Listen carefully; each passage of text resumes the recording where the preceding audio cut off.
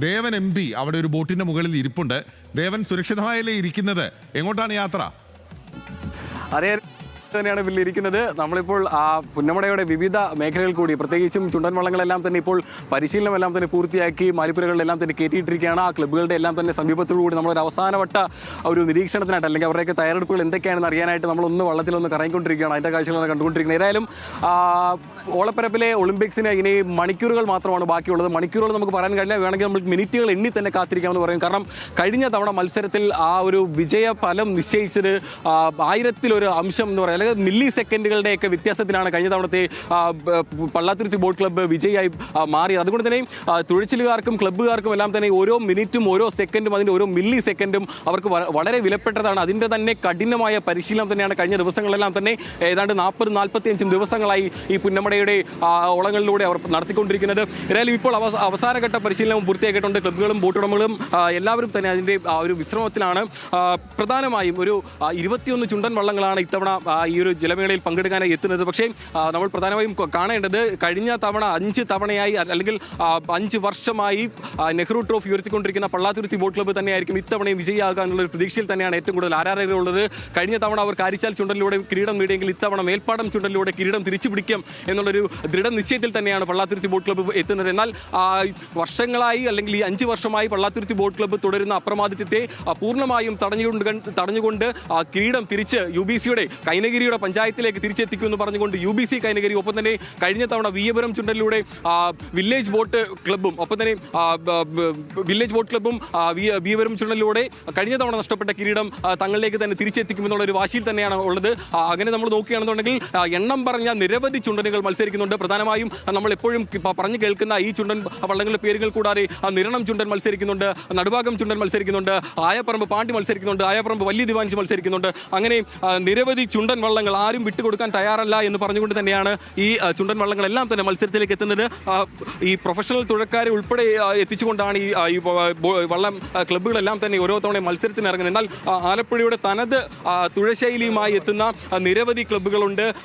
അവരുടെ പഞ്ചായത്തിലേക്ക് ആ ഒരു നെഹ്റു ട്രോഫി കിരീടം തിരിച്ചെത്തിക്കുക എന്നുള്ളൊരു വാശിയിലുണ്ട്. ഒപ്പം തന്നെ നമുക്ക് എടുത്തു പറയേണ്ടതാണ്, ക്ലബ്ബുകളുടെ കൂട്ടത്തിൽ പറയുന്ന പോലെ തന്നെ എടുത്തു പറയേണ്ട ഒരു പേരാണ് കാരിച്ചാൽ ചുണ്ടൻ. കഴിഞ്ഞ 16 തവണയായി നെഹ്റു ട്രോഫി കിരീടം നേടിക്കൊണ്ടിരിക്കുന്നതാണ് കാരിച്ചാൽ ചുണ്ടൻ. ഇത്തവണയും നെഹ്റു ട്രോഫി കിരീടം നേടിക്കൊണ്ട് 17ാമത്തെ തവണയും ജല ചക്രവർത്തി താനാണെന്നുള്ള കാര്യം അരക്കിട്ടുറപ്പിക്കുക എന്നുള്ളൊരു ലക്ഷ്യത്തോടി തന്നെയാണ് കാരിച്ചാൽ ചുണ്ടൻ ഇത്തവണ മത്സരത്തിന് എത്തുന്നത്. അതോട് കാരിച്ചാൽ അവരുടെ ക്ലബ്ബ് തന്നെ, കാരിച്ചാൽ ടൗൺ ബോട്ട് ക്ലബ്ബ് തന്നെയാണ് ഇത്തവണ കാരിച്ചാലിലും തുഴയാനായി എത്തുന്നത്.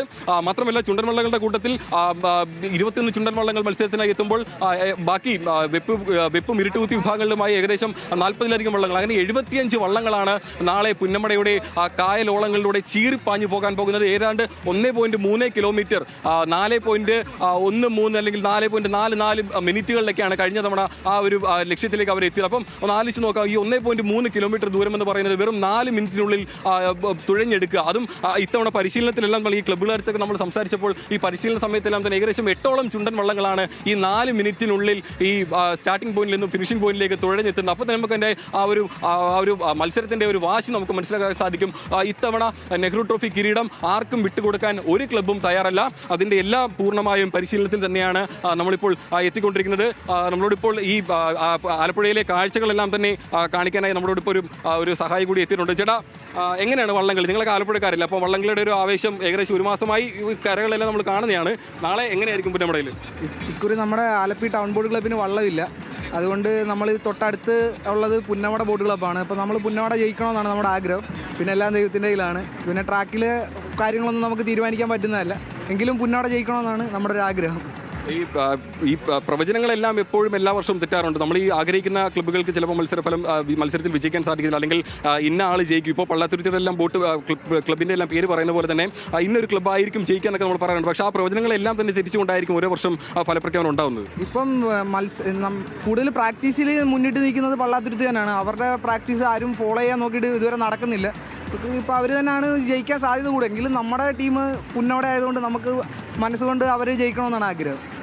അങ്ങനെയാണ് ബിനിൽ ഈ ഈ ആലപ്പുഴയിലെ ഈ കുട്ടനാടിൻ്റെ ഓരോ മേഖലകളിലും അവർക്ക് ഓരോ കരകളിലായി അവർക്ക് ഓരോ ചുണ്ടൻ വള്ളങ്ങൾ തന്നെ സ്വന്തമായിട്ടുണ്ട്. ഇപ്പോൾ നിരണം ബോട്ട് ക്ലബിൻ്റെ കാര്യം പറയുകയാണെങ്കിൽ നിരണം ആ ഒരു കരയുടെ തന്നെ ചുണ്ടൻ വള്ളമാണ്. ഏകദേശം 400-ലധികം ഉടമസ്ഥതയുടെ കീഴിൽ അവർ തന്നെ ആ ചുണ്ടൻ വള്ളം ഇറക്കുന്നു, അവരുടെ തന്നെ ക്ലബ്ബ് തന്നെ തുഴയാനെത്തുന്നു. അങ്ങനെ തന്നെയാണ് കാരിച്ചാൽ ചുണ്ടനും ഇത്തവണ കാരിച്ചാൽ ടൗൺ ബോട്ട് ക്ലബ്ബ് രൂപീകരിച്ചുകൊണ്ട് അവർ തന്നെ തുഴയാനെത്തുകയാണ്. അങ്ങനെ ഈ നെഹ്റു ട്രോഫി കിരീടം തങ്ങളുടെ കരയിലേക്ക് എത്തിക്കുക എന്നുള്ളൊരു കൂടി വാശി കൂടി ആ കരക്കാർക്കുണ്ട്. അതുകൊണ്ട് തന്നെ ഈ നെഹ്റു ട്രോഫി അല്ലെങ്കിൽ ജലോത്സവങ്ങൾ എത്തുമ്പോൾ ആലപ്പുഴക്കാർ എല്ലാവരും ഒരേ മനസ്സോടുകൂടി തന്നെ ഈ മത്സരങ്ങൾക്കെല്ലാം തന്നെ പങ്കെടുക്കാൻ എത്തുന്നത്. ഏതായാലും ഈ നാളത്തെ നെഹ്റു ട്രോഫി ജലോത്സവത്തിന്റെ ആവേശം പൂർണ്ണമായും പ്രേക്ഷകരിലേക്ക് എത്തിക്കാനായി ന്യൂസ് മലയാളവും സംഘവും തയ്യാറെടുത്തിട്ടുണ്ട്.